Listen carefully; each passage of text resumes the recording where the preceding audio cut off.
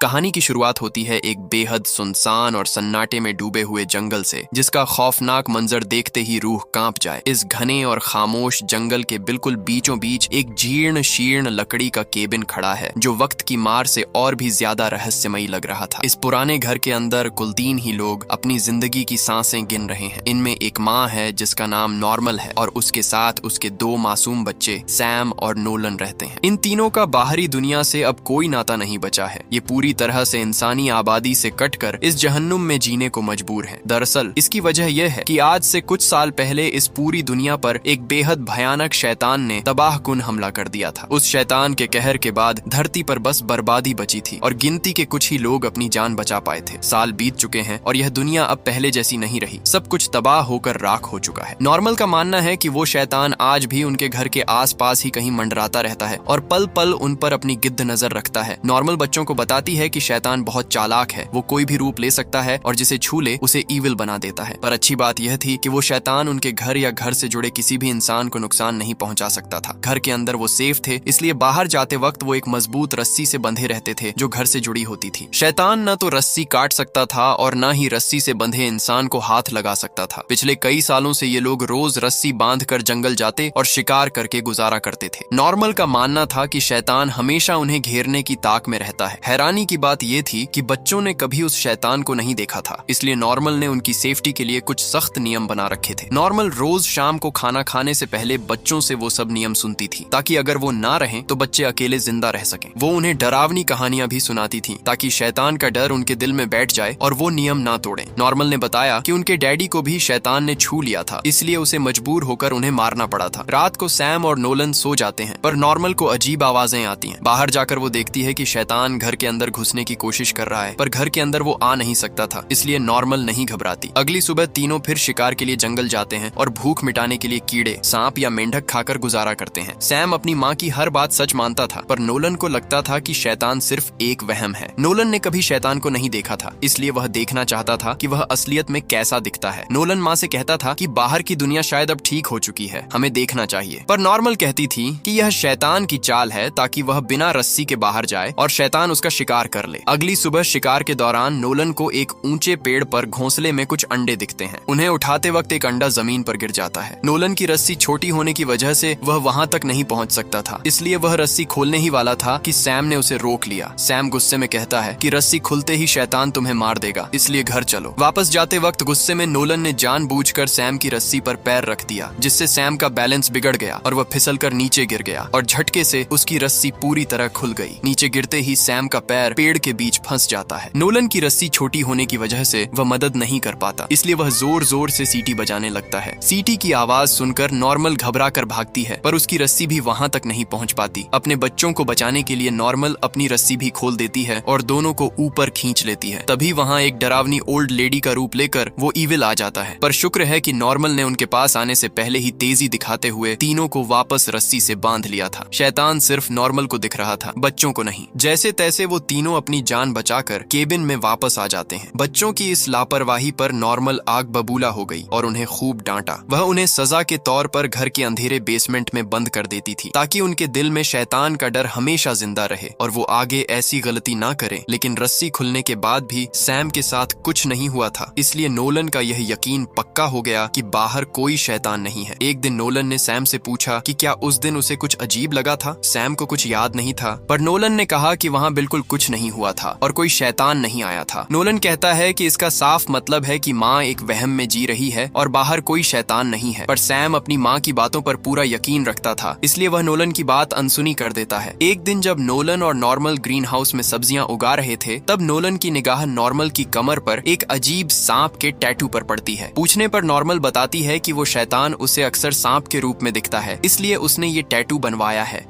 Nolan कहता है कि बाहर जाकर देखना चाहिए, दुनिया ठीक हो चुकी होगी। नॉर्मल गुस्सा होकर कहती है कि शुक्र करो घर सेफ है, वरना कोई जिंदा ना बचता। महीने बीत गए, पर नोलन का शक और बढ़ गया कि माँ झूठ बोल रही हैं। उधर खाना खत्म हो गया और अब वो जिंदा रहने के लिए सूखे पत्ते और घास फूस खाने लगे। एक रात नोलन सैम से कहता है कि हमें भागना चाहिए, बाहर कोई खतरा नहीं है, पर सैम माँ को अकेला छोड़ने से मना कर देता है। नोलन सैम को समझाता है कि भूख से मरने से बेहतर है बाहर जाकर माँ के लिए खाना लाया जाए। दरवाजे के बाहर खड़ी नॉर्मल ये सब सब सुन लेती है। अगली सुबह नॉर्मल एक पुराना कैमरा और कुछ तस्वीरें लाकर बच्चों के साथ एक नई फोटो क्लिक करती है, क्योंकि उसे लगता है कि बच्चे उसे छोड़कर चले जाएंगे। वो कहती है कि खाना खत्म हो चुका है, इसलिए हमें अपने डॉग टॉम को मारना पड़ेगा ताकि 1 महीने का राशन मिल सके। पर नोलन टॉम से बहुत प्यार करता था, इसलिए वो माँ की ये बात साफ मना कर देती है। नॉर्मल कहती है कि लगता है तुम पर भी शैतान का असर हो गया है। नोलन के मना करने के बावजूद नॉर्मल डॉग टॉम को लेकर ग्रीन हाउस चली जाती है और उसे मारने ही वाली होती है कि नोलन वहाँ आकर बाहर से दरवाजा लॉक कर देता है। नोलन कहता है कि बाहर कोई शैतान नहीं है, मैं आपको यह करने नहीं दूंगा। तब गुस्से में नोलन माँ की सुरक्षित रस्सी काट देता है। रस्सी कटते ही वो शैतान नॉर्मल की माँ का रूप लेकर सामने आ जाता है और आगे बढ़ने लगता है। शैतान के हाथों ईविल बनने से बचने के लिए नॉर्मल घबराकर शीशा तोड़ती है और उसी से अपनी गर्दन काट लेती है, जिससे वहीं उसकी मौत हो जाती है। सैम दूर से यह देख लेता है कि नोलन ने ही माँ की रस्सी काट दी थी। वो भागकर फौरन माँ के पास गया, पर तब तक बहुत देर हो चुकी थी। माँ की लाश देखकर सैम अंदर से पूरी तरह टूट गया और फूट फूट कर रोने लगा। नोलन को भी अपनी इस गलती का एहसास हो चुका था और अब उसे यकीन हो गया था कि वो शैतान सच में कितना खतरनाक है, जिसने उनकी माँ की जान ले ली। माँ के जाने के बाद सैम की तबीयत दिन ब दिन बिगड़ने लगी, क्योंकि अब उनका ख्याल रखने वाला कोई नहीं बचा था और खाना न मिलने की वजह से जंगल में जिंदा रहना नामुमकिन हो चुका था। एक दिन सैम की हालत ज्यादा नाजुक देखकर नोलन अकेला ही शिकार की तलाश में निकल पड़ा। काफी आगे जाने पर उसे एक सुनसान सड़क दिखी, जहाँ वो मदद के लिए जोर जोर से चिल्लाया, पर दूर दूर तक कोई न मिलने पर वो निराश होकर घर लौटने लगा। और जैसे ही वो घर के करीब पहुंचा, तभी अचानक पीछे से किसी अनजाने आवाज ने उसे टोक दिया। वहाँ एक अजनबी आकर नोलन से बड़े प्यार से पूछता है, क्या तुम ठीक हो? पर नोलन को तुरंत शक हो जाता है कि यह वही शैतान है जो इंसान का रूप लेकर उसे अपने जाल में फंसाने आया है। तभी बीमार हालत में सैम घर से बाहर निकलता है और माँ का क्रॉस उस आदमी की तरफ तान देता है। वो आदमी प्यार से सफाई देता है, मैं सिर्फ मदद करने आया हूँ, अगर नहीं चाहिए तो मैं अभी चला जाता हूँ। लेकिन जैसे ही वो मुड़ने लगता है, सैम बिना एक पल सोचे उस पर अपना क्रॉसबो चला देता है। तीर लगने से घायल वो आदमी रेंगते हुए जंगल की तरफ भागता है। नोलन की नजर उसके बैग पर पड़ती है और वही चीज उसे जंगल के अंधेरे में उसके पीछे जाने पर मजबूर कर देती है। घायल आदमी आखिरी सांस लेते हुए फोन से मदद मांगने की कोशिश करता है, पर नोलन उसका बैग छीन कर घर लौट आता है। बैग खोलने पर ढेर सारा खाना मिलता है, जिससे उन्हें एहसास होता है कि उन्होंने एक बेगुनाह इंसान को मार दिया है। भूख से बेहाल दोनों भाई पागलों की तरह खाने पर टूट पड़ते हैं। पर उसी रात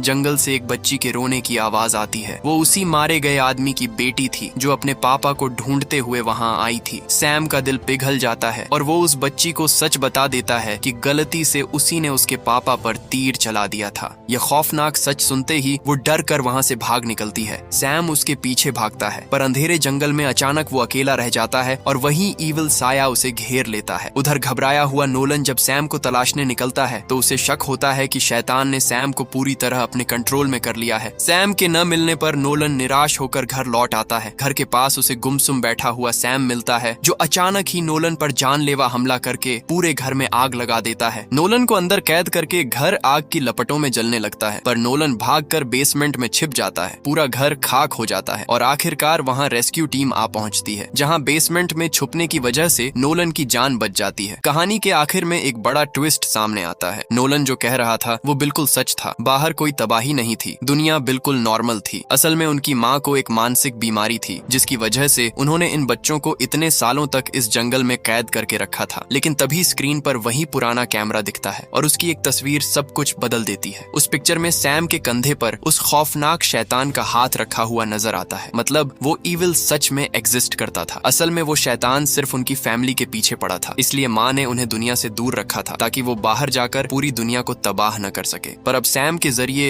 वो ईविल भी जंगल से बाहर निकल चुका है और शायद अब बहुत जल्द पूरी दुनिया उस खौफनाक शैतान का अगला शिकार बनने वाली है। इसी रोंगटे खड़े कर देने वाले सस्पेंस के साथ यह मूवी यहीं खत्म हो जाती है।